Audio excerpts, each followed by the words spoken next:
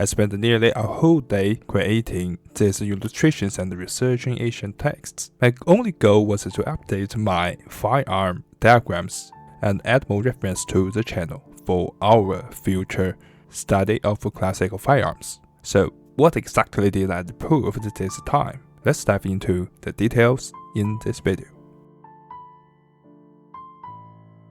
A few years ago, I made a diagram, but since then, I've produced more videos and gained a deeper understanding of classical firearms. I feel this was time to remake and improve those old illustrations. This update includes a new addition, refinements, and clear explanations. If you are interested in seeing them, you can check them out on my X page and my Discord server. Also, please excuse the delay because the process took quite a while. I've only managed to finish the Mandarin version for now, but don't worry, the English translation is on the way and will be ready very soon.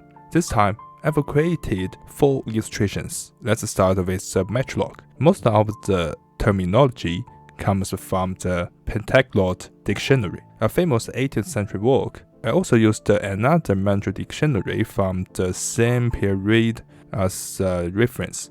Interestingly, these dictionaries and their compilers were contemporary with these classic muzzleloaders. Because of this, I believe they hold great value for our research. However, since most compilers were scholars rather than firearm specialists, the dictionary doesn't name every single part, like the trigger, bipop, or stock. Perhaps they didn't think these details were important enough to include. My only can guess, when I made the first version years ago, I had to leave these parts unlabeled. But in February of this year, I unexpectedly found the Mandarin names for the trigger and bipop in a book and related to military affairs. It was mostly about daily life in the old days. But luckily, one article described a man teaching another how to shoot. The author used the terms Matchlock and sujahan. Since sujahan refers to a supporting pole, we can confirm it means the bipop. Matchlock means firearm, and Matchlock means an instrument for striking fire. Put together, the meaning is essentially the gun's trigger. So those are the source for those 2 parts. The rest of the names remain the same as the first version. Next, let's look at the word Flintlock. To be honest, this word confused me for a long time. Initially, I saw dictionaries defining it as the trigger. However, Flintlock is a noun form of the verb flintlock, which means to koto. This led me to suspect it wasn't the trigger, but rather the cork of a muzzleloader. This year, I finally found an explanation for flintlocks in a dictionary stating that the flint is clammed within the flintlock. I also supported the word in a Mandarin-Chinese bilingual Western-style drill manual. It contained the command flintlock, which means press the cork. After the command prime. From all this, we can infer that flintlock refers to the cork. The other 2 illustrations are my own summaries for Flintlock and Percussion lock systems based on my readings.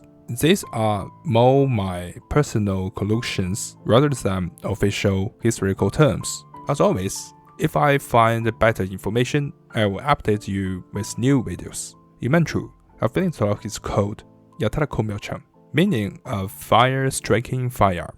Based on historical descriptions, we can identify the part. The cork is flintlock, the flint is hiraha, and the frizzen, also known as the steel that sparks when scraped by the flint, is Matchlock. The flash pan is gamni aliko, which literally translates to steel tree.